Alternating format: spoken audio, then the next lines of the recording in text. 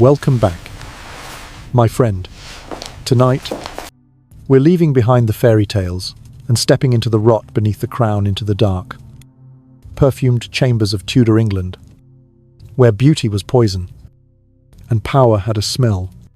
You've seen her face in every textbook, the alabaster queen, the virgin monarch, the radiant symbol of England's golden age. But what if I told you that behind that perfect, painted mask was the smell of death tonight? We'll uncover the story that history has powdered, perfumed, and buried the true, decaying body of Queen Elizabeth I.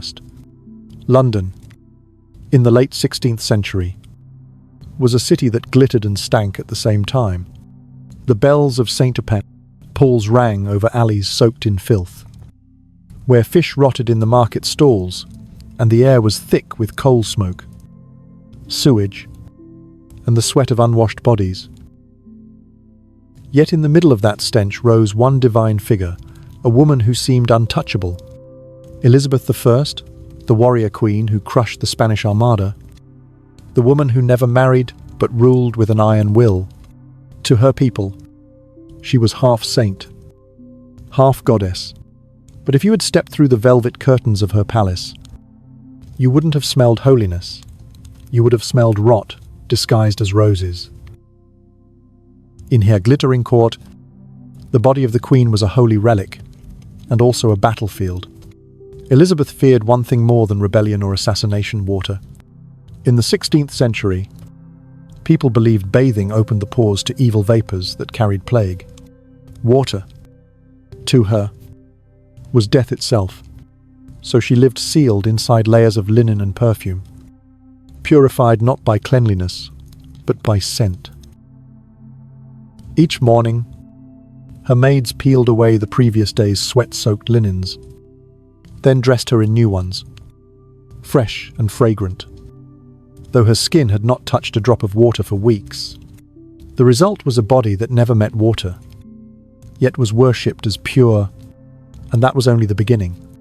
Elizabeth's radiant white skin, that famous, glowing mask, was crafted from lead and vinegar, a deadly cosmetic known as Venetian ceruse. After a near-fatal bout of smallpox left her scarred, she covered every trace with poison. The more her flesh decayed, the thicker the mask became. Layer after layer of white paste sealed her face, until she looked less like a woman and more like a wax statue.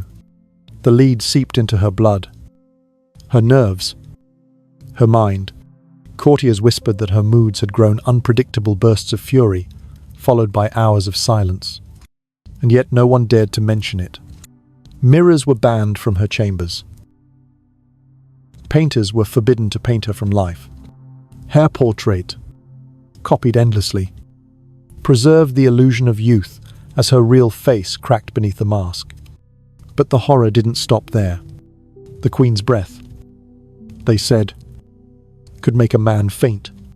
She adored sugar in the 16th century, a delicacy worth more than gold. Harvested through the blood of enslaved Africans in the Caribbean, every meal was a festival of candied fruits, almond marzipan, and syrup-drenched cakes. Her teeth rotted one by one, turning black and breaking at the roots. Yet she refused to give up her obsession. Ambassadors wrote of her unbearable halitosis, to courtiers stepping back discreetly as she spoke. And still, noble women began to darken their own teeth with soot, a grotesque imitation of her decay, a fashion of rot born from blind adoration. In Elizabeth's England, even disease became a mark of nobility. The air in her palaces was a nightmare in slow motion, a mix of incense, human waste, flowers, and death. No plumbing, no sewage, waste buckets emptied out of windows. Straw and herbs soaked in oils covered the floors, meant to mask the smell, but beneath them festered years of decay. When the stench grew unbearable, Elizabeth simply moved to another residence. The royal procession carried its perfume of decomposition from castle to castle. a golden parade of rot. The golden age of England.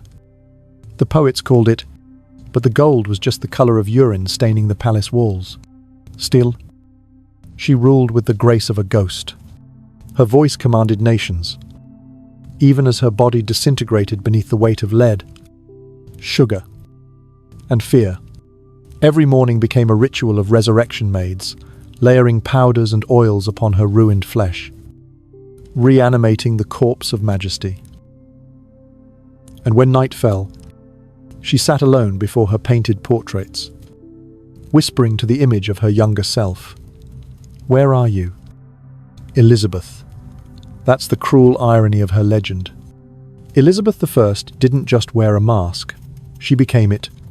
Her beauty was her armor, her perfume, her prison, her rotting body, the altar of her immortality. She turned decay into divinity, filth into holiness, illusion into empire. She understood a truth that still rules us today. People will always believe what they can see and forget what they can smell.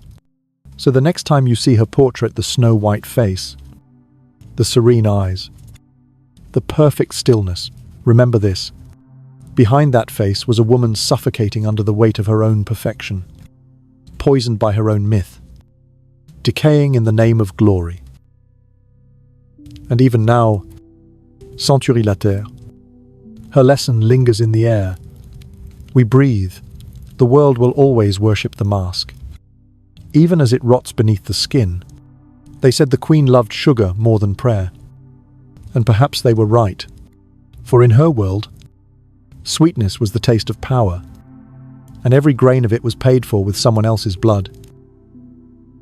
Elizabeth I began her mornings not with water or wine, but with candied violets, crystallized fruits, and almond marzipan molded into the shapes of castles and angels. The courtiers who watched her feasts saw only magnificence, golden platters, silver goblets, and the glitter of candied jewels. But what no one dared to say aloud was that each shimmering piece of confection was an act of silent self-destruction. Sugar, that sacred powder of empire, crept into her veins like a slow, seductive poison, and the mouth that had once commanded empires began to collapse from within. In 16th century England, sugar was rarer than rubies. It arrived from distant colonies in the Caribbean, extracted from human misery, carried across oceans on ships, heavy with slaves and sorrow. For the English crown, it symbolized dominion, the sweet victory of civilization over chaos. To Elizabeth, it was more intimate than that. It was comfort, the taste of control, the illusion that something so delicate, so white, could keep her safe from the corruption surrounding her. In those lavish banquets, she was not simply a monarch but a magician, turning the bitterness of rule into sweetness, the burden of loneliness into indulgence. Yet every bite hollowed her out. The enamel on her teeth gave way to rot. The nerves beneath inflamed until her gums bled with every word. Courtiers learned to smile without breathing, to bow while stepping back ever so slightly, hiding the flinch that her nearness provoked. The foreign ambassadors wrote home in elegant horror. They spoke of the Queen's blackened teeth, of her smile that shimmered like obsidian in candlelight, of the foul breath that filled the air around her like invisible smoke. But none of it could tarnish her legend. The Virgin Queen was above the flesh, and even her decay became a sign of divine endurance. When the rumours reached her, Elizabeth merely laughed, a sound brittle as glass, and ordered the royal painters to depict her mouth closed, serene and untouched. From that day on, the official portraits showed a monarch who no longer needed to smile. The silence of her lips became an emblem of majesty, a mask forged from shame and necessity. But power has a way of transforming disease into fashion. Soon, the ladies of the court began to imitate her. To have darkened teeth became a mark of privilege. proof that one could afford to suffer from too much sweetness. The daughters of noblemen rubbed soot and crushed charcoal on their enamel, whispering to each other that it made them look more like their beloved queen. Pain became refinement. Decay became luxury. It was as though the entire court had decided to rot together in the name of loyalty. And Elizabeth watched it all unfold with quiet satisfaction. For it confirmed what she already knew, that even her flaws could command worship. In that warped theatre of power, the smell of corruption was not a warning, but a perfume. Still, the queen herself could not escape the consequences. The sugar that had once filled her with energy now made her ill. Headaches pulsed behind her temples. Her heart raced unpredictably. Her body grew sluggish beneath the weight of indulgence. Yet she refused to stop. To deny herself sweetness was to admit weakness. And Elizabeth would never yield to anything not man, not time, not even her own body. She had survived conspiracies, wars, and betrayals. Surely she could survive a little pain. And so she reached again for her candied roses, her syrup-drenched figs, her spiced wine. Each taste was a defiance of mortality, a small rebellion against the world that demanded she stay divine. Behind the scenes, the palace physicians tried in vain to help her. They had no understanding of bacteria, no concept of hygiene. Their cures were medieval rituals, powders of crushed pearls, rinses of vinegar and clove, charms whispered over bowls of honey. They applied poultices that only worsened the infection. And when her pain became unbearable, they offered her wine thickened with sugar to numb the mouth. The remedy was the disease itself. Slowly, methodically, the sweetness she craved began to unmake her face. The once delicate lips swelled and cracked. The gums turned black. And her words, those words that once bent nations, grew slurred and muffled, as if her own mouth could no longer bear the sound of her command. Yet Elizabeth never allowed the world to see her falter. Even as she ached, she continued to host grand feasts that dazzled visiting envoys. The tables overflowed with sugared fruits, spun sugar sculptures of mythical beasts, fountains of syrup glistening like molten amber. Servants stood by with torches, their flames reflecting on the shining towers of marzipan. The queen would raise her jeweled hand, pluck a single piece of candied fruit, and place it on her tongue with ritualistic grace. Around her, courtiers held their breath, half in awe, half in revulsion. She was no longer merely consuming sugar. She was performing it. The act itself had become a form of propaganda, a statement that the English crown could afford excess beyond comprehension. In that single bite, the empire tasted invincibility. But when the banquets ended and the music faded, what remained was silence. In her private chambers, the sweetness turned bitter. The pain spread to her jaw, her temples, her very skull. Some nights, the agony grew so sharp that she pressed her hands against her face to keep it from splitting. The palace, perfumed with lavender, could not mask the metallic scent of blood that seeped from her mouth. Her attendants would find traces of crimson on her pillows, on the lace of her nightgown, on the golden cup she used to rinse with wine. Still, she would not allow them to call it sickness. The Queen is well, she would whisper through clenched teeth, and England is well with her. That was the essence of Elizabeth's genius, the ability to transform suffering into spectacle, pain into authority. In her mind, to display weakness was to lose power, and power was her only form of love. She had sacrificed companionship, motherhood, even the comfort of her own body for the throne. If her flesh had to rot for her image to remain eternal, then so be it. She would rot beautifully. She would turn decay into art. And she succeeded. Centuries later, visitors to the National Portrait Gallery still stand before her face in awe. never guessing that behind that perfect serenity once hid an infection that made every breath taste like death. The courtiers who served her learned the same lesson. They, too, became actors in her theatre of grandeur. They powdered their faces until their pores suffocated, doused themselves in perfume to conceal their own human scent, and smiled through their pain. It was a contagion not of plague but of illusion. The entire court became a reflection of their queen, a palace of mirrors showing endless versions of beauty, while behind the glass, everything quietly decayed. In those years, sugar was more than food. It was metaphor. It was the sweetness of lies coating the bitterness of truth. It was the taste of empire built on invisible corpses.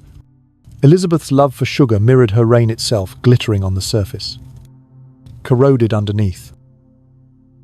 Every spoonful she consumed was a reminder of conquest of Caribbean plantations drenched in blood, two of ships laden with human cargo, of the suffering that sustained her luxury.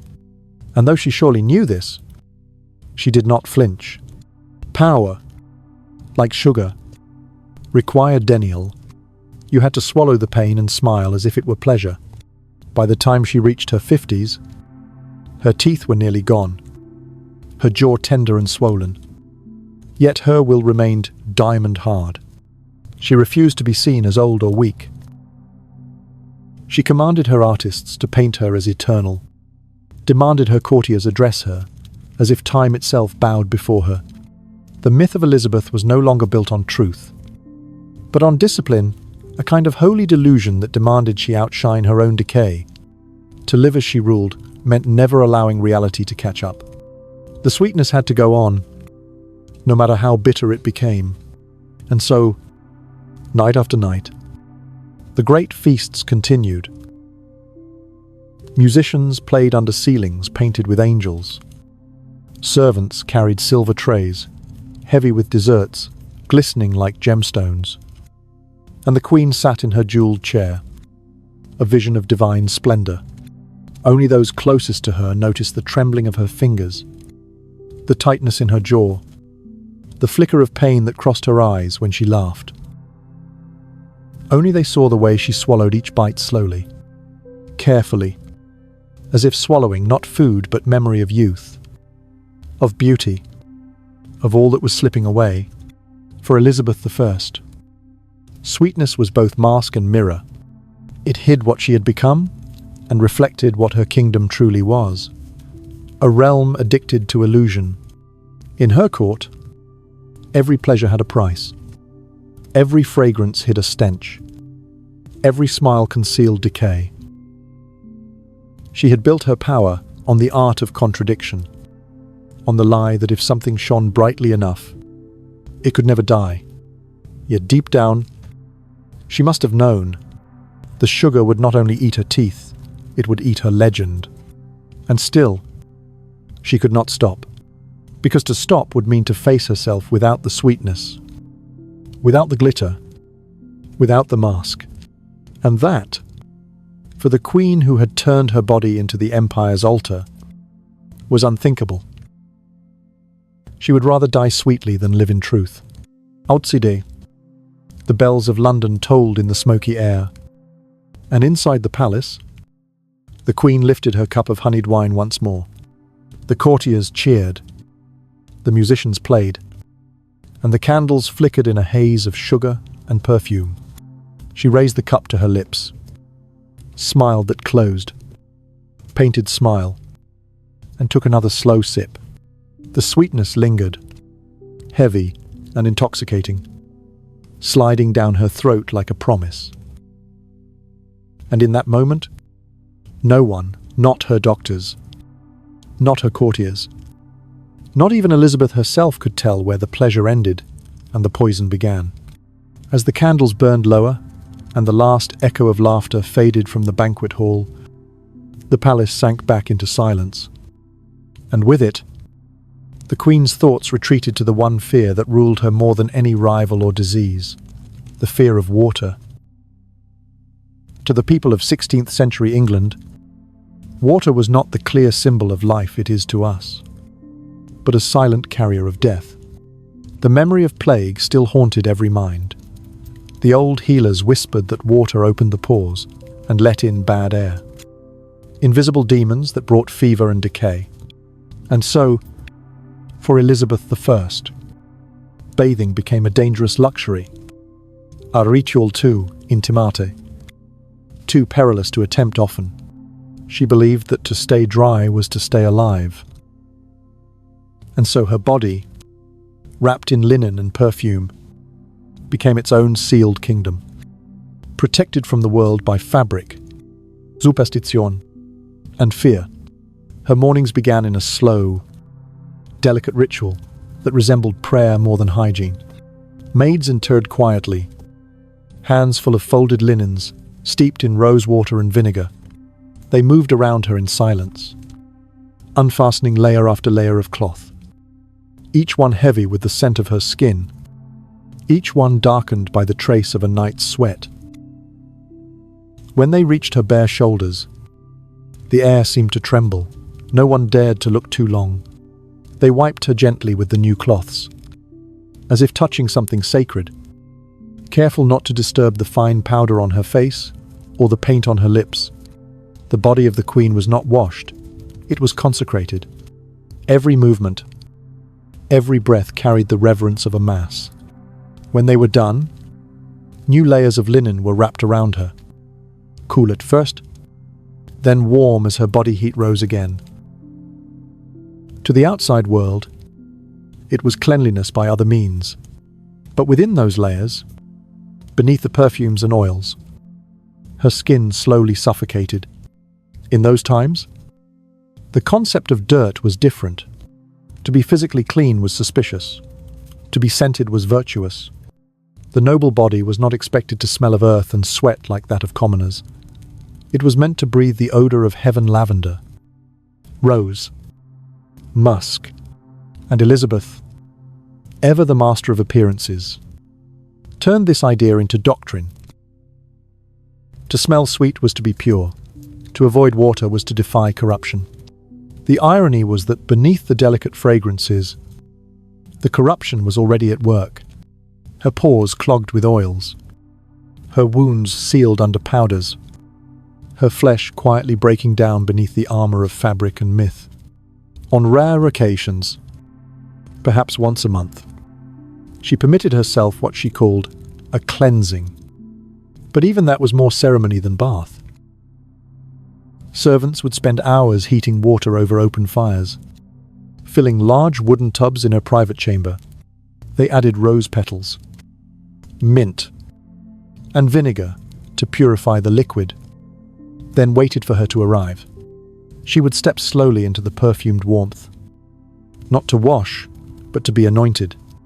The water touched her skin only briefly, never long enough to dissolve the thick paste of lead on her face, never deep enough to reach what lay beneath.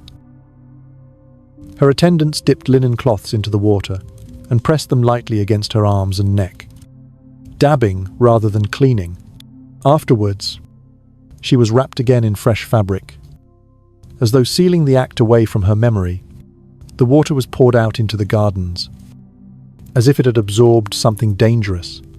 The bath left behind, not freshness, but a trace of melancholy, as though she had glimpsed, for a moment, the mortal body hidden under all her symbols. At night, when the corridors were quiet and the palace smelled of incense and candle smoke, she sometimes dreamed of rivers. In those dreams, she stood barefoot on the bank of the Thames, the moonlight glinting on the dark water, the current whispering her name. The river called to her, soft and patient, as if offering peace. But when she reached down, the reflection staring back was not the queen, it was the pale, hollow-eyed woman she had buried beneath layers of paint and perfume. The dream always ended the same way. She would step back from the edge, pull her robes close, and wake before dawn, her heart racing, her throat dry as dust. The next morning, Her chambermaids would find her already dressed. Sitting by the window where light filtered through thick curtains, she would greet them with her practiced calm, her voice smooth and composed. "Bring the linen," she would say. "Let us begin the cleansing." And so the ritual resumed, day after day. Year after year, the rhythm of a body at war with its own humanity. Outside the palace, the people whispered of her habits. Some said the queen never bathed at all, others claimed she did so only once a month. Whether she needed it or not, the truth mattered little. Myths grew faster than facts in those times. And for Elizabeth, myth was preferable. The less human she seemed, the safer her image remained. A queen who never touched water was a queen untouched by sin. She became, in their minds, a being of air and scent, untainted by the earthiness of ordinary life. And perhaps that was exactly what she wanted, to rise above the mortal, to become pure symbol, pure power, pure illusion. Yet eon symbols have weight. The years pressed down on her body like invisible chains. The lead from her cosmetics seeped deeper. The heat of her gowns trapped sweat and infection beneath. Small sores appeared on her skin, then spread, refusing to heal. Still, she refused to admit weakness. Instead, she demanded more fragrance, more layers, more distance from the living world. Her apartments grew dense with the smell of roses and ambergris, a sweetness so heavy it clung to every surface. Visitors described it as intoxicating, like breathing through velvet. They did not know that beneath that velvet, the air was dying. To understand Elizabeth's terror of water, one must remember the world she ruled.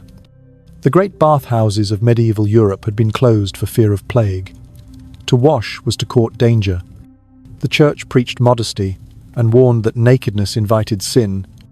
So the queen's refusal was not madness, but faith. Faith in the safety of dryness, in the sanctity of scent. Her perfumes were her prayers, her linens, her armor. In her mind, she was protecting not only herself, but the kingdom, keeping contagion at bay through the discipline of abstinence. If her body remained untouched by water, perhaps England would remain untouched by chaos. There was a strange poetry in it. This cleanliness through avoidance, this holiness of filth, the same duality that defined her reign, purity born of corruption. Beauty sustained by poison echoed in every breath she took. The courtiers around her learned to imitate her restraint. They too avoided washing, preferring to drench themselves in oils and powders. The palace became a floating cloud of scent, a perfumed illusion of order hovering above a foundation of decay. And within it, the queen sat serene, radiant, untouchable, a living paradox, both goddess and ghost.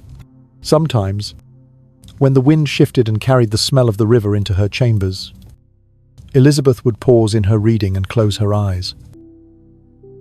The scent of damp air unsettled her.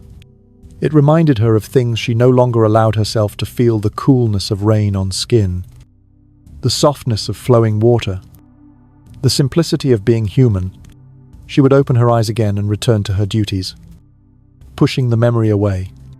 For her, there was no going back. To yield to that longing, to let water touch her freely, would mean to dissolve the myth she had spent her life building. And the myth was all she had left. As the years passed, the rituals grew heavier, the linen grew thicker, the perfume stronger, the air around her denser. The queen's body became a monument to her fears, a sealed relic of divine decay. Yet there was a strange peace in her resistance, a quiet rhythm to her denial. Each day, the same gestures repeated like verses in a prayer. Each movement, part of a long lullaby, meant to soothe herself into forgetting what she had lost. If you could have stood outside her chamber on those mornings, you might have heard the soft rustle of fabric, the muted breathing of the maids, the faint drip of oil from glass bottles. No harsh voices, no splashes, no laughter, only the slow, sacred music of ritual. The scent of rosewater filled the air, mixing with candle wax and the whisper of silk. It was a silence so deep, it almost felt kind, as if the palace itself conspired to protect her from the truth. And perhaps that is why, Century la Terre, her story still lulls us. There is something hauntingly tender in her struggle, in the way she clung to illusion, not out of vanity, but out of a desperate wish to remain unbroken. She feared the water because she feared what it would reveal the mortal woman beneath the crown, the flesh that no perfume could save. In her fear, she became eternal. When the day ended and the torches were dimmed, she would sit again by her window, the sky outside darkening to violet. The city below still stank of life, of fish, of smoke, of rain. But in her chambers the air was still, heavy with the sweetness of denial. She would rest her head back against the embroidered chair, close her eyes, and breathe it in. The scent of roses, the ghost of vinegar, the quiet assurance that as long as she could keep the world at arm's length, her kingdom and her image would remain untainted. And so she drifted through her reign, untouched by water, wrapped in fragrance, suspended between life and legend. Outside, the Thames kept flowing, carrying away the dirt of the city, whispering softly as it passed beneath the palace walls. Inside, the queen sat motionless, her breath mingling with the perfume that was both her shield and her shroud. In that stillness, the line between holiness and decay disappeared, and Elizabeth I, the woman who ruled an empire, became the quietest prisoner of all. There was a time, long before the sickness began to bloom beneath her skin, when Elizabeth I believed that light itself could save her. The sunlight that filtered through the stained glass of Whitehall, the glow of candles mirrored in the polished silver of her throne, the pale shimmer of moonlight across the Thames, all of it seemed to whisper that beauty was its own kind of immortality. But when smallpox came, it carved its cruel memory upon her face. And from that moment forward, the Queen understood that to remain radiant, she would have to cheat the laws of nature. The reflection she once trusted became an enemy, and so she sought alchemy in the form of white powder and metallic dreams. The court physicians, eager to please her, brought a gift from Venice, a jar of ceruse, soft and gleaming, made from lead and vinegar, known among the noble women of Europe as the secret of eternal youth. They said it gave the skin the purity of porcelain, the glow of angels, the grace of marble, untouched by time. Elizabeth, who had built her kingdom on illusion, reached for it without hesitation. And from that day on, her transformation began. Each morning, long before the dawn, her attendants would open the royal chest of cosmetics and begin their quiet ritual. They would mix the ceruse until it turned into a smooth, white paste, then apply it with brushes of swan feather across her cheeks, her forehead, her neck, her hands. The first layer cooled her skin. The second began to suffocate it. By the time they reached the fifth, her face was no longer flesh, but mask, luminous and still, as though carved from moonlight. Over it, they would dust fine powders of pearl and rice to hide any trace of movement. The Queen would sit motionless, eyes half closed, her breath shallow, while the servants whispered prayers that the poison would not seep too deeply. But it always did. Lead has a patient soul. It waits quietly in the blood, in the bones, in the mind. It steals strength slowly, almost tenderly, until the body no longer remembers what it felt like to be alive. The years passed, and the mask thickened. What began as vanity turned into necessity. Without her makeup, the queen's skin was mottled and cracked, the scars of smallpox joined by new sores that refused to heal. Yet she refused to let anyone see the truth beneath. Mirrors were removed from her chambers. Windows were curtained even in daylight. Only the painters, working under her command. They were allowed to gaze upon her image, but they did not paint the woman before them. They painted the myth. Each portrait was a replica of the last, the same flawless skin, the same sharp gaze, the same illusion of eternity. It was said that she no longer aged in her paintings because she no longer allowed herself to be seen. Her beauty had become statecraft, her face a flag of empire. But even myths have weight. The lead crept into her blood like a silent invader, slowing her heart, fogging her memory, tightening her muscles. Some nights, she awoke trembling, her fingers numb, her lips quivering without reason. Her maids thought it was exhaustion, but Elizabeth knew better. She could feel the metal inside her, the way it dulled her thoughts, the way her anger came faster, the way her laughter vanished before it reached her throat, yet she could not stop. The mask had become her crown, and to remove it would be to strip herself of power. So she did what she had always done. She endured. Her lips, once soft, were now painted with cinnabar, a deep red pigment made from mercury. The color was hypnotic, like blood illuminated by candlelight, but it carried its own curse. Mercury, too, is a patient killer.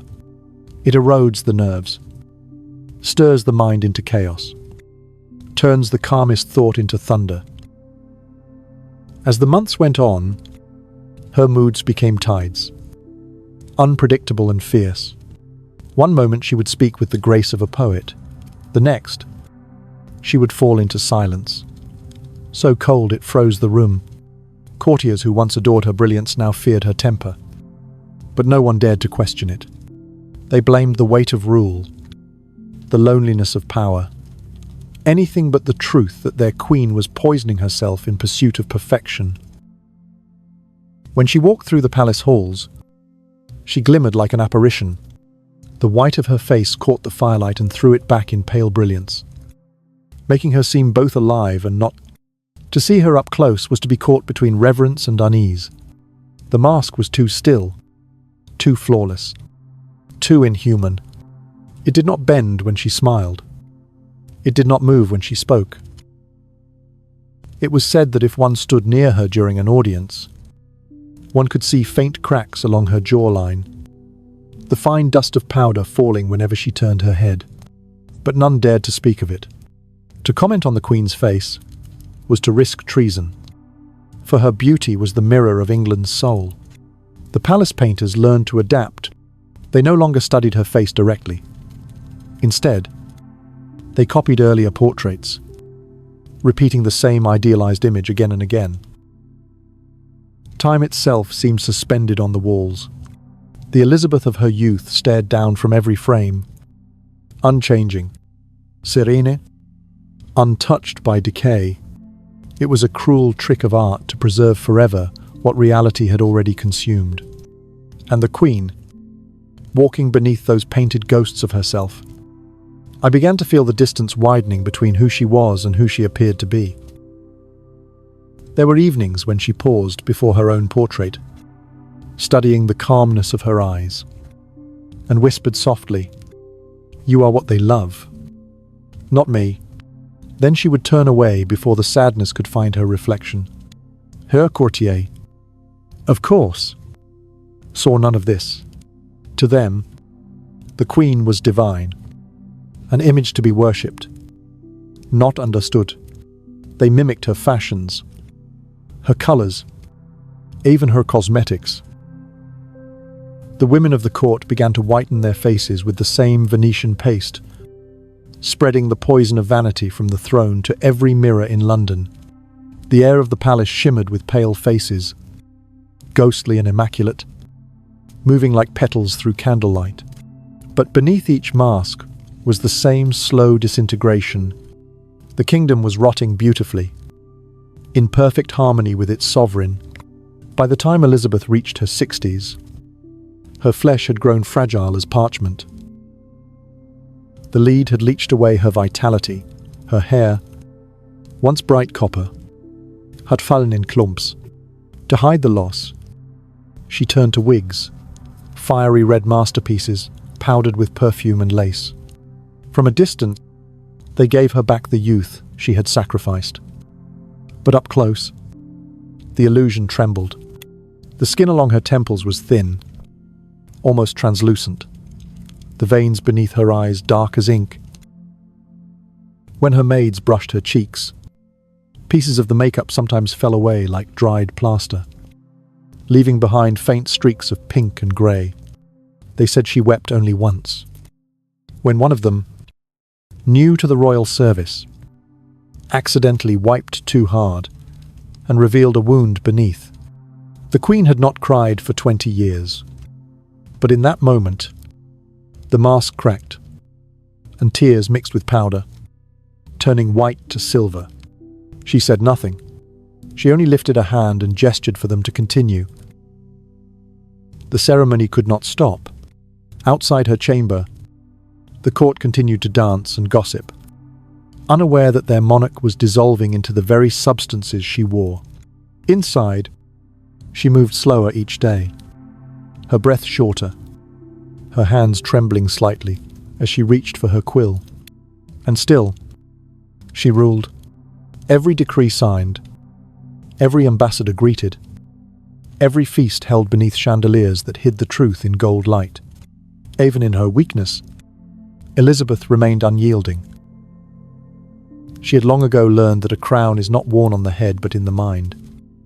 And so long as her image endured, she believed, so too would her kingdom. At night, when the noise of the court faded, and only the distant hum of the Thames remained, she would sit by her window, feeling the weight of her jewels against her collarbones, the powder tightening on her skin. The scent of lavender drifted through the room, mixing with the faint metallic tang of her cosmetics. She would close her eyes and imagine that the whiteness covering her face was not poison but protection, a layer of moonlight between her and mortality. And in those quiet hours, she almost believed it. Sometimes the maids thought they heard her humming softly to herself, an old melody from her girlhood, something her mother might have sung before the scaffold took her away. The tune drifted through the corridors like mist, fragile and unending. In that sound, there was no queen, no empire, only a woman trying to remember what it felt like to be whole. But the mask would not let her rest. Even sleep had become a performance. She could not lay her head down without ruining the layers of powder, could not breathe deeply without cracking the ceruse along her neck. Her dreams came shallow and strange, filled with visions of endless mirrors, each one reflecting a whiter, emptier version of herself. She would wake before dawn, her heart racing, and reach instinctively for the cold jar of makeup waiting on her table. The ritual began anew, and so the Queen continued painting her face each morning, burying herself beneath the brightness of her own invention, offering her body as sacrifice to the altar of image. The line between faith and madness blurred into a kind of quiet grace. She had wanted to embody England, and she had succeeded. Her face, flawless and dead, became the nation's ideal, powerful, pure, and perilously fragile. Outside, the world changed. Explorers claimed new lands. Playwrights filled the theatres with life. Poets sang her name as if it were eternal. But within the palace walls, the air grew heavier with the scent of decay. And in the centre of it all, Elizabeth sat beneath her painted mask, glowing faintly in the candlelight. Her breath slow, her heart steady, her eyes still sharp. She had become her own monument, carved not from stone, but from flesh and poison, preserved not by time, but by denial. And in that stillness, as London slept under a sky of smoke and stars, she ruled the only kingdom that truly mattered to her, the fragile empire of illusion. By the time the whiteness of her mask had become the color of her life, scent had replaced light as the last realm she could still command. Elizabeth I no longer trusted mirrors or skin or even her own voice. But she trusted perfume, because it obeyed her. Fragrance could lie more gently than words. It could make corruption smell like holiness, and decay shimmer like devotion. So she built her world around it, turning the palace into an invisible cathedral of scent where each breath was a prayer against mortality. Her courtiers spoke of it in reverence, how the air around the queen shimmered with sweetness, how her presence lingered long after she had left a room, how even her gloves carried a trace of paradise. But paradis, in her court, had always been a fragile disguise for something darker. The pomander was her constant companion, a small golden sphere, no larger than an apple, carved with delicate patterns and filled with crushed clove, ambergris, myrrh, musk, and rare resins brought from distant seas. Wherever she went, it hung from her wrist or rested in her hand, and when the air thickened with the smell of sweat or sickness, she would lift it to her face and breathe through the holes, as though inhaling eternity. Those who watched her saw only elegance, the grace of a sovereign hiding her distaste for the common air. But the truth was more intimate and sad. She needed the pomander not for decorum, but for survival. Beneath her painted mask, her skin had begun to break. Her blood carried the slow poison of lead, and the stench of infection rose through the perfumes like a ghost that refused to be silenced. The sweet fragrance was her only refuge, her only armor against her own body. Every object in her chamber bore the mark of this obsession. The walls were draped with tapestries soaked in rosewater, the floor scattered with herbs, lavender, mint, and rosemary renewed every few days by servants who worked through the night. Bowls of flowers stood in every corner, wilting under the heat of endless candles. When visitors entered, they described the scent as heavenly, almost narcotic, and they would fall silent without knowing why. It was not beauty that overwhelmed them, but the uneasy knowledge that something inside that beauty was dying. The air was too sweet, too thick, too careful. It did not breathe. Her gloves were her second skin, made of the softest leather from Spain, steeped for weeks in jasmine and orange blossom before touching her hands. To receive a pair from the Queen was considered an honor, a sign of intimacy and trust, for her scent would cling to them long after her touch had faded. But to her, the gloves were not a gift. They were a veil. Her hands, once graceful and strong, had grown thin and spotted, the nails brittle, the veins rising beneath the surface like fine blue threads. The perfume soaked into the leather masked the odor of sores that never healed, of medicine and metal. When she extended her hand to greet an ambassador, what he smelled was lavender and civet. What she smelled was safety. As her illness advanced, her hair began to abandon her too. The copper waves that had once caught the sun were gone, leaving behind a scalp sensitive and scarred by years of toxic ointments. To replace them, she wore wigs, vast creations of curls and braids powdered with aromatic dust, sprinkled with orris root and violet. The scent of these wigs filled the rooms before she entered, an invisible herald announcing her approach. But even this glory was fragile. The heat of the candles melted the oils that held the curls in place, and the powder, meant to smell like spring, mixed with the faint, sour trace of decay beneath. Those who stood close swore that the air around the queen was both intoxicating and unbearable. A confusion of life and death, entwined so closely they could no longer tell them apart. Still, she continued to weave her identity through smell. Each perfume was a proclamation: amber for sovereignty, rose for chastity, musk for power. She believed that as long as the air around her remained divine, she could not truly fall. So she burned incense in the corridors. She ordered that every servant carry sachets of herbs. She demanded that the laundresses soak her linens in violet water. The palace became a theatre of fragrance, a dream built to disguise the scent of flesh. And as the years went on, even her faith in sight began to fade. She could not bear to see her reflection, but she could still believe in the illusion that surrounded her. In the invisible empire, she had created an empire that breathed in rhythm with her failing heart. At times, she sat alone before the hearth, the golden pomander resting in her palm, and listened to the soft crackle of the fire. The air around her shimmered with musk and sandalwood, but beneath it lingered the faint metallic note of sickness. She could sense it now, the truth beneath the perfume. The body was a candle, burning slowly, melting quietly, leaving behind only scent and memory. Yet even as she felt her strength waning, she refused despair. If decay was the price of grace, she would pay it gladly. The world would remember her fragrance, not her flesh. There was a kind of holiness in her denial.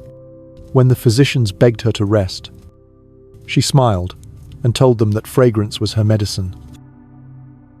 The scent of roses, she said softly, is proof that heaven forgives the earth. It was a strange comfort, but it suited her.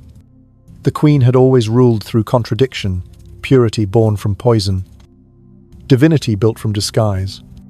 Now, in her final years, the contradiction had become her truth. Every breath she took was both prayer and surrender. Sometimes, the courtiers whispered that she could be smelled before she was seen.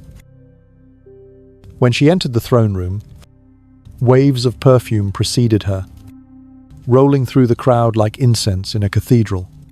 Men bowed not to her face, but to the scent that surrounded her. A haze of rose and amber, so thick it seemed to glow. Yet even then, some swore they caught another note beneath it, a sweetness too heavy. The sweetness of something rotting. It was the smell of flesh, hidden too long beneath silks and powders. The fragrance of mortality beneath divine disguise. They never spoke of it aloud.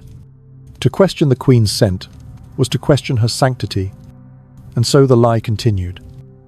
Sustained by faith and fear, the maids refilled the pomander each week, mixing new blends of clove and myrrh to outmatch the advancing decay. The laundresses replaced the herbs on the floors. The perfumers distilled new essences from flowers brought by ship from distant shores. The entire court labored to preserve the illusion, to keep the kingdom of scent from collapsing. In those endless efforts, the Queen's fear became everyone's duty. England itself seemed to breathe in rhythm with her perfumes, exhaling faith and denial in equal measure. As she aged, she withdrew further into her fragrant prison. The banquets grew fewer, the audiences shorter, until the palace became a hushed sanctuary, filled with the murmur of servants and the slow burning of incense. Outside, the empire expanded. Explorers carried her image across oceans. Poets wrote of her purity as if it were divine law. Inside, she sat surrounded by the perfume of her own making, her body fading into the air like smoke. At night, when the wind rattled the windows, she would imagine that her scent drifted out into the city, mingling with the fog, passing through the streets, touching every home. She found comfort in the thought that she was everywhere, that even the poorest child might one day breathe a trace of her. There were moments, however, when the illusion faltered.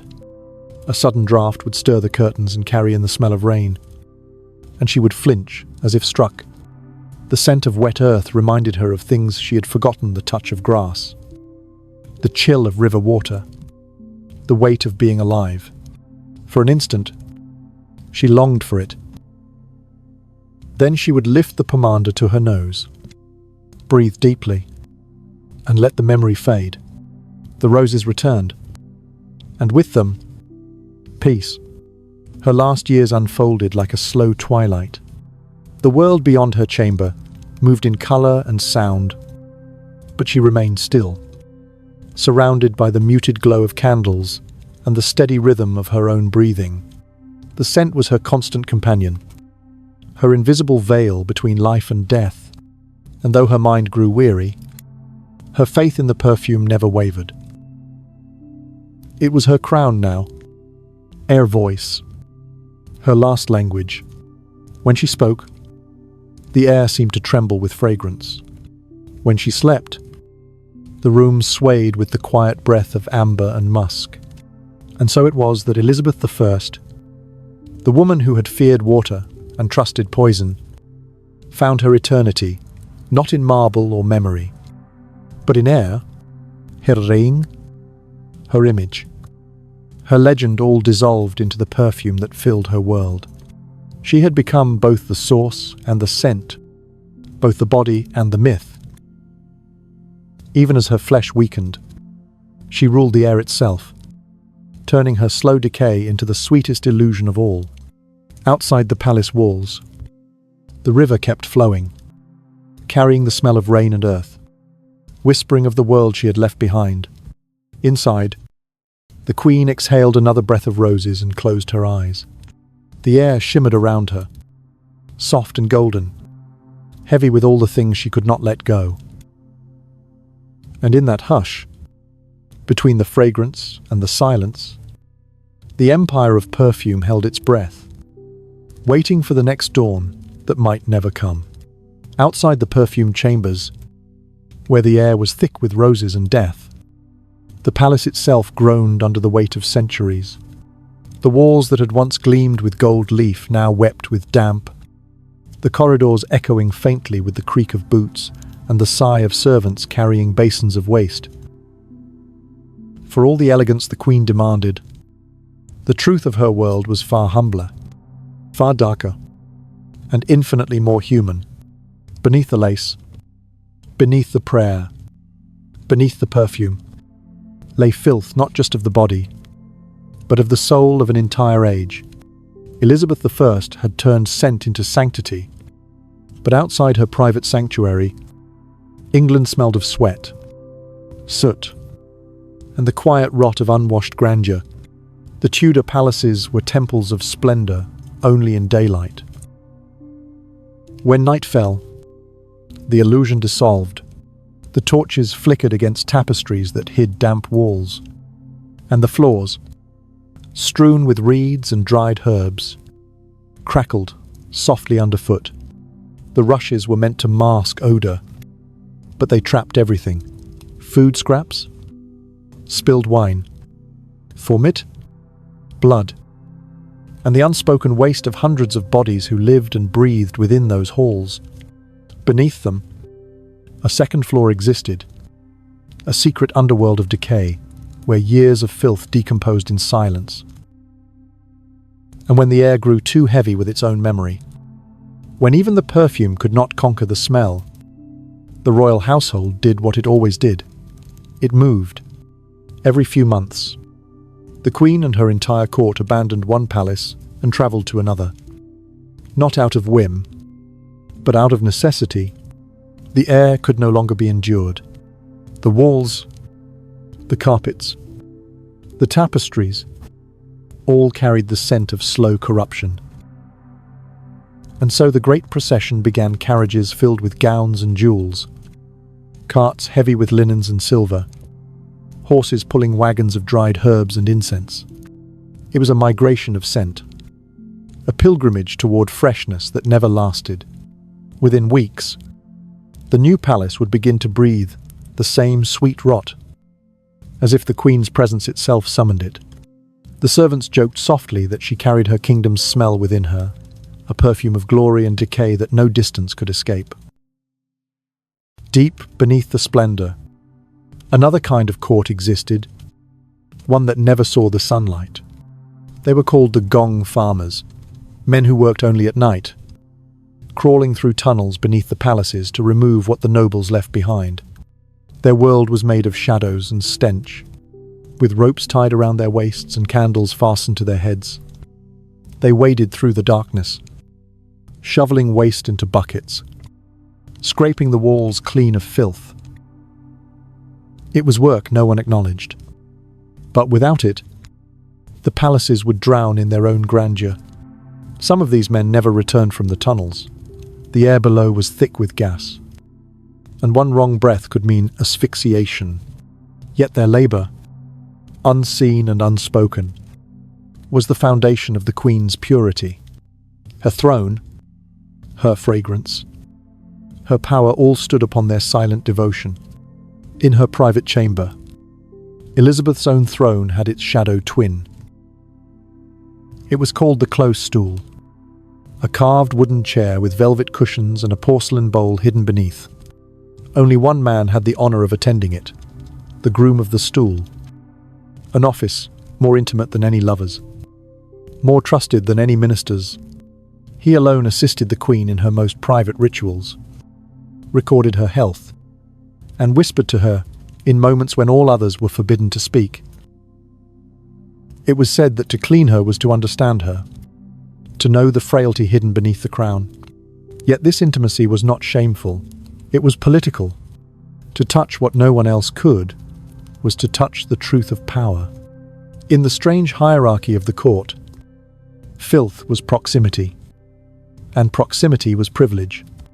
The groom of the stool became a figure of paradox, servant and confidant, witness to the most human side of divinity. He understood the secret rhythm of her body, the hours when the poisons in her veins made her tremble, the quiet relief when she whispered that she could breathe again. He never spoke of it, not even when others pressed him for tales. The queen's privacy was a sacred border, one guarded by silence, but he carried her humanity like a ghost on his hands, the scent of lavender mixed with something darker, something that reminded him that even monarchs are mortal. And so the palace lived in this duality, the upper world of lace and prayer, and the lower world of waste and toil. The courtiers danced above, powdered and perfumed, while below them, the laborers toiled through the night to carry away what could not be seen. Between them lay only a few inches of wood and straw, a thin veil separating elegance from its opposite. No one spoke of this divide, for to acknowledge it would shatter the illusion that beauty was pure.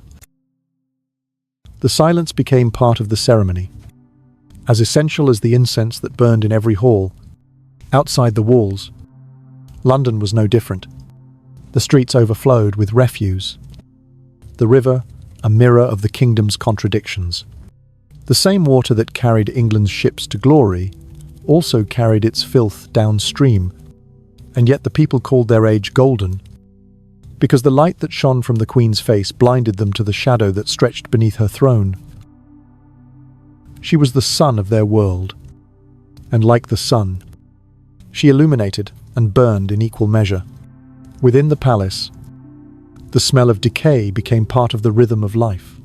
The courtiers learned to move gracefully through it, never wrinkling their noses, never acknowledging the heaviness of the air.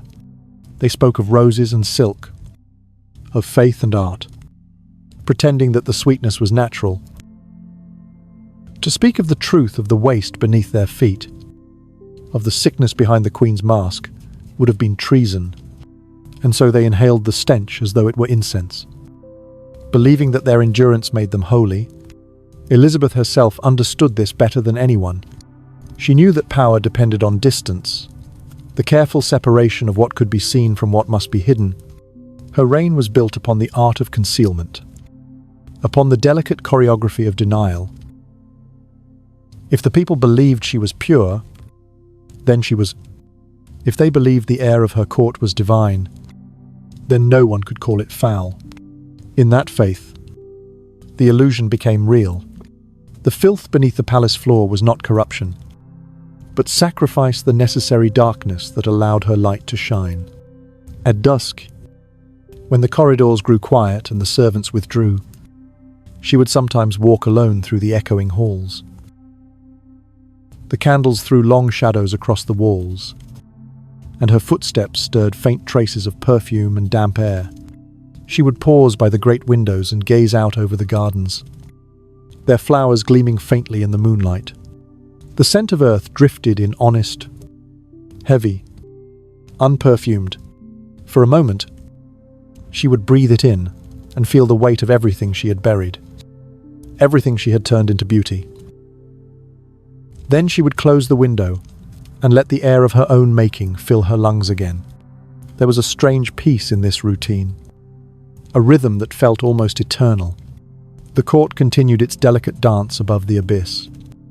The servants continued their silent labor below, and the queen continued to shine. It was a fragile balance, held together by faith, by fear, and by the refusal to speak of what everyone already knew.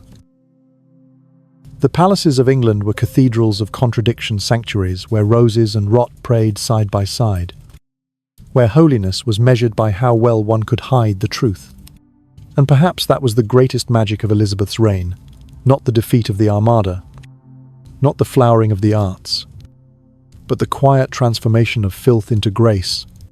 She taught her people that beauty could grow from decay, that the scent of corruption could be disguised as the perfume of sanctity. In doing so, she made the world bearable. Even now, centuries later, the illusion lingers. We still build our palaces above the same unseen tunnels, still sweep the dirt beneath our feet and call it progress. We still believe that if we do not name the stench, it ceases to exist. In the end, that was the true throne of Elizabeth I, not the one gilded in her chamber, but the invisible one built upon denial, standing high above the quiet labor of those who cleaned what she could not acknowledge. Beneath her feet, the world decayed in silence, and above her head, the banners of victory fluttered in the perfumed air.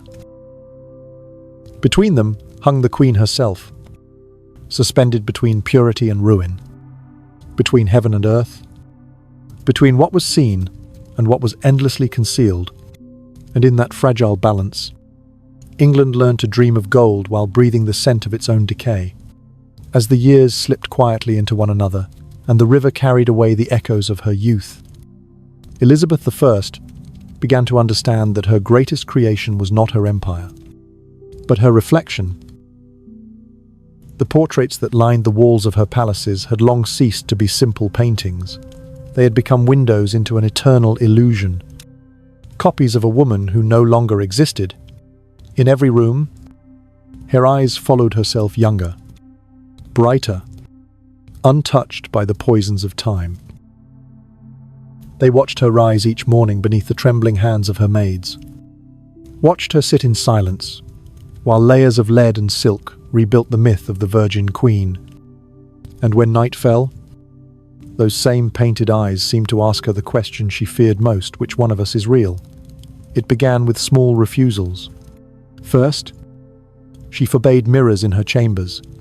Then, she demanded that all portraits of her be modelled on older paintings, never from life.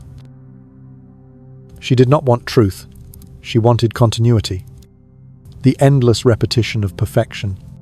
Painters brought her sketches for approval, and she corrected them with the precision of a sculptor, instructing them on the curve of her lips, the tilt of her chin, the divine light that must always halo her face. "Do not capture me," she once told an artist, her voice calm but sharp as glass. "Capture what they must believe I am." And so, with each stroke of the brush, her image grew farther from her body until the woman beneath the paint began to fade like a ghost receding behind its own shadow. In private, she sometimes sat before her favorite portrait, the Darnley painting, completed when she was still radiant and fierce, and stared at it for long minutes in silence. There was something in that face. She no longer recognized the confidence of youth, the effortless command of beauty that required no disguise. The painted Elizabeth seemed to belong to another world, untouched by the fever and exhaustion that now marked her every breath. And yet, as she watched, she found comfort in the illusion. The portrait did not age, did not flinch beneath the weight of memory. It simply existed, calm and eternal. In its stillness, she could almost believe that time itself had chosen to bow before her. But even as she sought peace in her painted self, her body betrayed her. The trembling in her hands worsened. The color drained from her lips, no matter how much cinnabar she applied. The poison in her veins turned her dreams to fog. She awoke some mornings not remembering where she was, or when, and always. There was the scent, that heavy, mingled perfume of roses and death that clung to her, even as she slept. The courtiers noticed, but they said nothing. The silence of the court had become its own kind of worship. To question her was to shatter the delicate spell that held the kingdom together. In those long hours between dusk and dawn, when the palace slept and the air hung thick with incense, Elizabeth would sometimes speak softly to the portraits that surrounded her. "You are fortunate," she would murmur, her words barely louder than breath. "You do not feel the passing of years. You do not know the weight of memory or the ache of being remembered." At times, she imagined that the painted lips curved into a faint smile, as if mocking her weakness. She would rise then, her movements slow and deliberate, and walk toward the window. Beyond the glass, the night stretched vast and indifferent. The city glowed faintly in the distance, alive with voices she could no longer hear. She had become part of another world, one of paint and silence, one of ritual and solitude. Her courtiers called her the Fairy Queen, and in a way, it was true. She moved like an apparition, her gestures precise, her voice measured, her face pale and untouchable. Those who approached her felt both awe and sorrow, as if they were standing before a figure already half departed from the realm of the living. The woman who had once laughed and debated and charmed had vanished behind the perfection of her own invention. She had built a mask so flawless that it no longer needed her. The image could rule without the body. When ambassadors came to court, they saw the portraits before they saw the queen. The paintings whispered the promise of eternity, and by the time they stood before her, their eyes were already filled with reverence. The real Elizabeth could be tired, trembling, horrible, but it did not matter. The myth entered the room before she did, and the myth was always strong. In that way, she learned to govern not through presence, but through projection. The mask became her army, her diplomacy, her faith.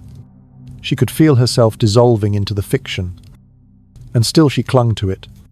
It was safer to be adored as an idea than to be pitied as a woman. There were moments when she envied her younger self, that reckless girl who had dared to laugh too loudly, to ride too fast, to believe that power could coexist with joy. That girl had been flesh and blood, fallible, curious, afraid. The woman she had become could no longer afford such luxuries. Every smile, every glance, every silence was calculated. Even solitude was rehearsed. Her life had become a play without end, and she its only performer. And though the audience bowed and wept and sang her praises, she could feel the hollowness growing inside her, a vast, echoing quiet that no music could reach. Sometimes she would dream of her mother, Anna Boleyn, the woman who had died for daring to be both beautiful and real. In those dreams, the two of them sat together in a garden at twilight, their hands resting side by side on a marble bench. Her mother's eyes were gentle, her voice soft as the wind that rustled through the trees. "You did not escape, my daughter," she would say. "You only built a prettier prison." Elizabeth would wake with tears in her eyes, her heart pounding, and for a brief moment, she would see herself clearly not as the Virgin Queen or the Gloriana, but as a frightened child, still trying to prove she was worth the crown bought with her mother's blood. Then, like every morning, she would rise, summon her attendants, and rebuild the mask layer by layer until the face in the mirror was once again her armor. The court continued to adore her, though most had never truly seen her. They worshipped the illusion she had given them, the idea of a queen untouched by age or weakness. The painters obeyed her decrees, crafting ever more radiant visions of eternal youth. In one famous portrait, her gown is embroidered with suns and moons. Her hands rest lightly on a globe, and her eyes gaze toward infinity. It was the perfect image of divine power, and yet, the woman who sat for it could barely stand without support. When the painting was unveiled, the courtiers gasped in awe, and Elizabeth smiled faintly, knowing that her lie had triumphed once more. In that moment, she understood that the mirror no longer reflected her. She reflected the mirror. The image had devoured its maker, but instead of fear, she felt an odd serenity. This was what she had wanted all along: to become untouchable, to transcend the fragility of flesh, to live forever in the gaze of others. If it meant surrendering her humanity, then so be it. The crown had never been light. It was a circle of gold forged from solitude. At night, when the candles burned low, she would sit surrounded by her portraits, their faces glowing softly in the dim light. The room smelled of wax and lavender, too of time itself slowing down. She would whisper to them as if they were her children, her confidants, her mirrors. "You will outlive me," she would say. "You will remember what I cannot bear to forget." Then she would close her eyes, listening to the silence that wrapped around her like silk. The silence was her truest companion, patient and forgiving, asking nothing, revealing nothing.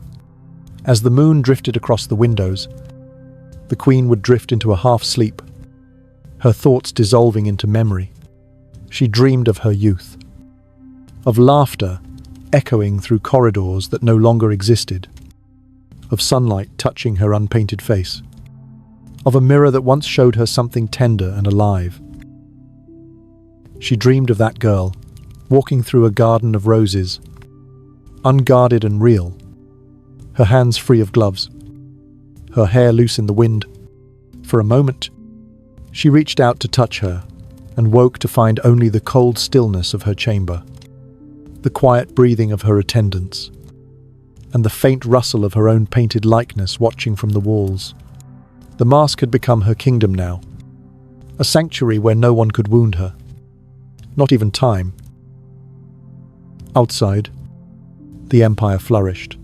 Explorers sailed under her name. Poets wove her legend into eternity. Inside, the woman who had made them all possible sat surrounded by her ghosts, wrapped in silk and silence, gazing at a face that would never again belong to her. And though her body continued to weaken, her image grew stronger, brighter, almost immortal. It was the final alchemy of her reign. She had turned herself into art, into myth, into memory. And as she sat beneath the dim light of dawn, her eyes wandering across the painted faces that bore her name, she smiled softly, the faintest trace of peace crossing her lips. The portraits would never fade. They would hold her long after the candles died, long after the scent of roses turned to dust. She had defeated time, if only by surrendering everything that made her human.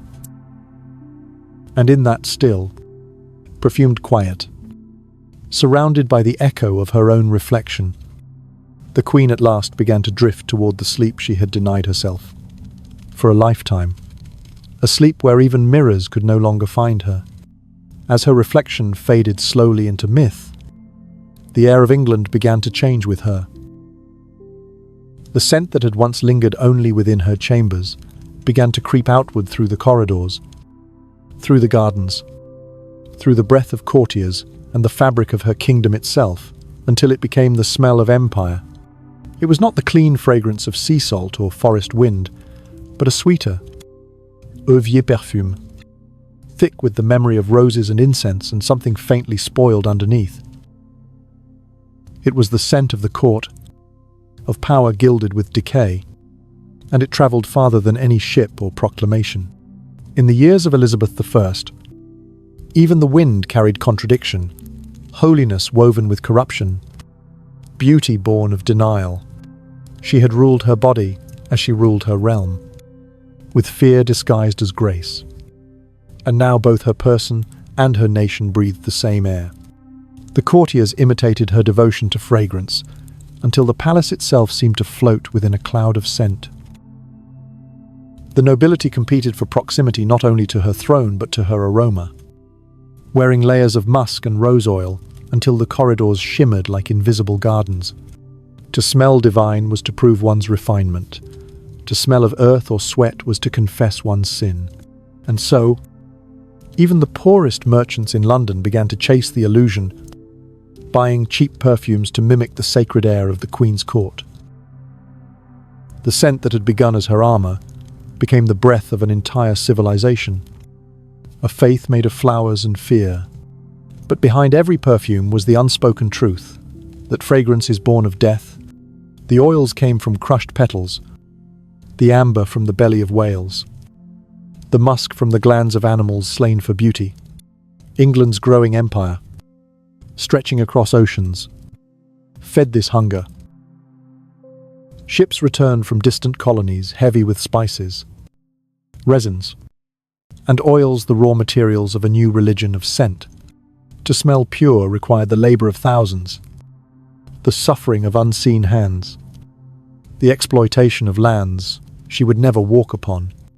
The Queen knew this, perhaps dimly, as she inhaled the sweetness of her pomander. But to her, it was the natural order of things that the world existed to perfume her immortality. And in that quiet conviction, the foundation of empire was laid. The courtiers carried her logic into their own homes. They drenched their clothes in violet and amber, lined their halls with sachets of herbs, burned incense even at mealtimes. London, once known for the raw stench of humanity, began to smell like imitation heaven. But beneath the sweetness, disease thrived. The perfume that covered filth also concealed infection, and the same fear of water that ruled the Queen ruled her people. Bathhouses remained shuttered, streets grew narrower, dirtier, more crowded. The more the air filled with scent, the less it could breathe, and still they believed themselves civilized, believing that the mask of fragrance proved the cleanliness of their souls. Elizabeth, wrapped in her own fading strength, took comfort in this strange legacy. She had turned her fear into fashion, of her sickness into symbol.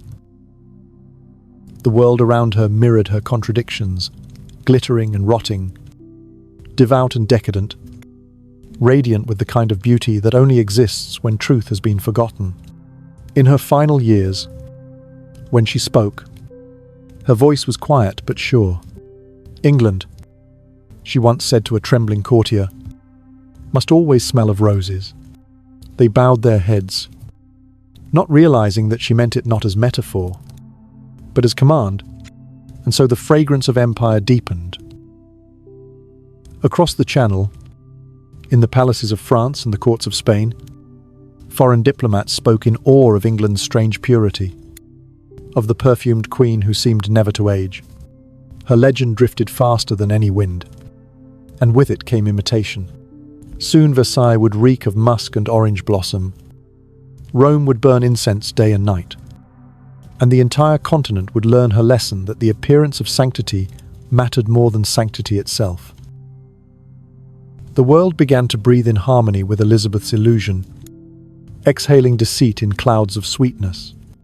In the small hours of the night, she could feel it all moving around her, the invisible empire of scent, the trembling devotion of millions to her myth. She would sit by the dying fire and imagine the air of distant lands tinged faintly with her perfume, as though her breath had reached beyond oceans and touched the skin of the world. There was solace in that thought. To be forgotten was her only fear, and as long as the world inhaled her illusion, she would never truly die. Yet even the sweetest air grows heavy when it cannot change. The very scent that had once made her divine began to suffocate her.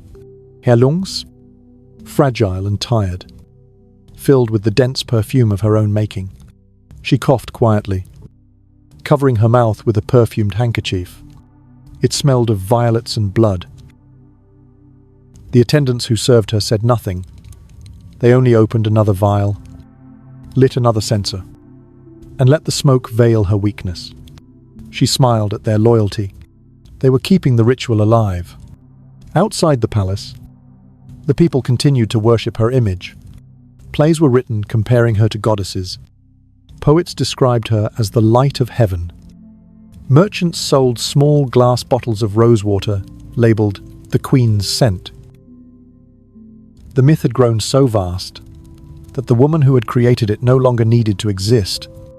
Her name floated like perfume above the filth of the city, too light to be touched by truth. Even those who hated her power could not escape her fragrance. It clung to every coin, every letter, every flag that sailed from England's shores. In her cutest moments, Elizabeth wondered if this had been her fate all along, to become less a person than an element of the air, an idea that no longer needed flesh. The thought no longer frightened her. She had always lived between the real and the imagined, between holiness and vanity, and now the boundary was dissolving. She had turned her kingdom into a mirror of her soul, beautiful, artificial, and unyielding. And as she drifted further into solitude, she began to see the strange mercy in it. To live forever as scent was gentler than to die as flesh. The courtiers who remained closest to her noticed the change. Her voice grew softer, her movements slower, her gaze distant, as though she were watching something far beyond the room. They said the Queen had become air itself, that when she passed, the torches dimmed and the candles wavered, as though the atmosphere bowed before her. But the truth was simpler. Her body was fading, her spirit unwinding like smoke. The perfumes that had once hidden decay now became its companion, rising together in quiet resignation. Still, she refused to let the illusion break. Even as her strength waned, she ordered new pomanders to be crafted silver, gold, mother of pearl, each filled with rarer scents than the last. The artisans who brought them bowed low, their hands trembling, for they sensed what the Queen already knew. These were not gifts for life, but for remembrance. Each fragrance would outlive her. Each drop of oil, each grain of amber, each dried petal would hold the echo of her reign long after her voice was gone. There was something deeply tender in her surrender. She had spent her life battling time, but now she began to listen to it, to breathe with it. The ticking of the clocks in her chamber sounded almost like a lullaby, the rhythm of inevitability. She would close her eyes, the scent of roses thick in her lungs, and imagine the wind over the ocean, carrying it onward over the cliffs of Dover, across the waters to France, then farther still, to lands she would never see. Perhaps that was how queens lived forever, not in marble or memory, but in air that never stops moving. The world outside her walls was already changing. The tide of empire swelled. New lands were claimed. New faiths tested. New Vars, ignited, and through it all, the fragrance remained a symbol of power that masked the suffering beneath it. The same sweet lie that had ruled her body now ruled nations. It was her final, unintended gift to history, the belief that perfection, even if poisoned, could still be worshipped. And in those final months, when dawn crept softly into her room and the candles flickered out one by one, Elizabeth would wake to the scent of amber and roses and whisper, almost to herself, "It is still beautiful."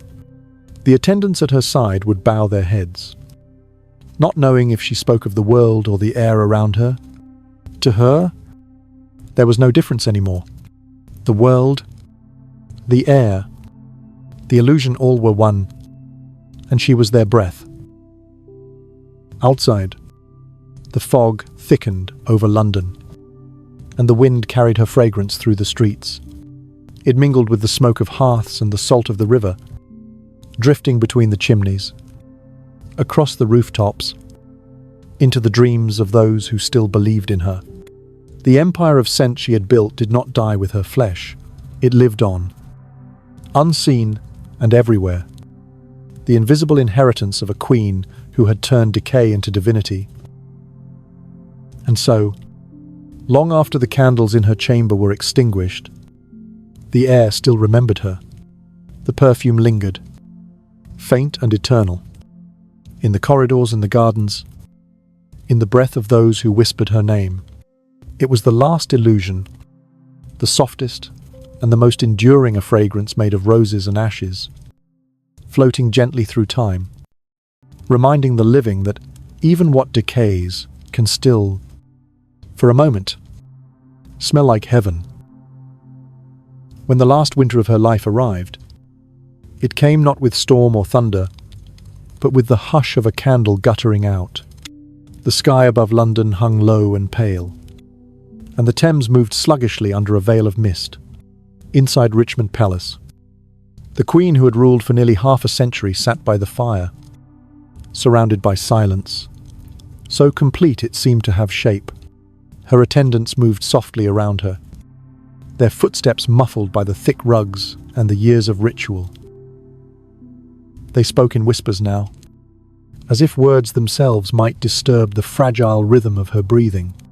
Time had grown slow within those walls, measured not by clocks, but by the gentle fall of ash from the hearth, the quiet exhale of the dying embers, and the fading scent of roses that clung to the air like the last remnant of summer. Elizabeth I was no longer the shining mask that the world had known. The layers of white paint had stopped. The perfumes were fewer. The silks hung loosely on her thinning frame. The woman who had spent a lifetime conquering the image of mortality had finally allowed it to touch her.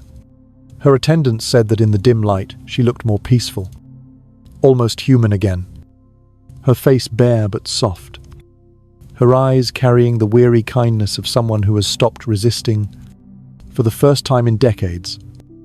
Her reflection no longer frightened her. The mirror, covered for years, had been uncovered again, and when she looked into it, she did not see decay or divinity, only truth. And strangely, it was beautiful. In those quiet days, she spoke little, preferring the language of silence. Her voice, once the thunder of the English court, had become a whisper, barely more than breath. Yet every word she did speak seemed to carry the weight of 1,000 unspoken thoughts. She would murmur fragments of memory names of long-dead courtiers, the verses of old songs, the Latin prayers she had once learned as a girl. Sometimes she spoke to the portraits that still hung on the walls, greeting them as if they were old friends, returned at last. At other times, she sat completely still, her gaze distant, as though she could already see something that those around her could not. When her maids tried to coax her to eat, she refused gently, saying, "I am past such needs." When they begged her to rest, she smiled faintly and said, "I shall rest soon enough." Her days became a slow descent into a dream that felt half-remembered. She spent hours sitting upright in her chair, her spine straight despite her frailty, her eyes fixed on the flicker of the fire. To those who saw her, it seemed as if she were waiting for something, or perhaps someone. The courtiers who still visited spoke of the strange calm that filled the palace. It was not sorrow, nor fear, but a deep, enveloping stillness, as if the very air had learned to tread softly in her presence. The great queen, who had once ruled with a voice that silenced armies and a gaze that could humble kings, now ruled only the quiet between heartbeats. And yet, in that quiet, there was majesty. She had conquered power itself by no longer needing it. Outside, the world continued as always. The river rose and fell. The bells of London chimed the hours, and spring approached hesitantly, carrying with it the faint promise of new life. But within the palace, time had folded in upon itself. The past and present mingled freely, and Elizabeth, poised between them, seemed to belong to both. She would recall moments of her youth with startling clarity, the laughter of her childhood at Hatfield, the chill of the tower walls when she had waited for death, the thrill of the first coronation bells. She spoke once, softly, to her physician, saying, "I have seen too many dawns, and not enough stars." He did not understand her meaning, but she smiled as though she had finally understood her own. At night, she asked for no music, nor prayers. She preferred the company of silence, of the soft rustling of the curtains and the gentle crackle of the logs.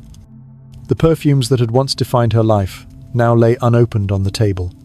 Instead, the room smelled faintly of ash and lavender, a purity that was neither holy nor regal but deeply human. Her maid said that when she closed her eyes, she seemed almost to drift, her breath shallow but even, her lips moving in some inaudible prayer. One evening, as the sun sank beyond the river and the room glowed with the last orange light of the dying day, she asked to be alone. The attendants hesitated, but she raised her hand, a gesture still filled with the quiet authority of a lifetime of command, and they withdrew, leaving her in the dim, perfumed stillness. For a long while, she did not move. The shadows deepened around her, and the fire burned low, throwing faint halos across the floor. At last, she whispered something to the air.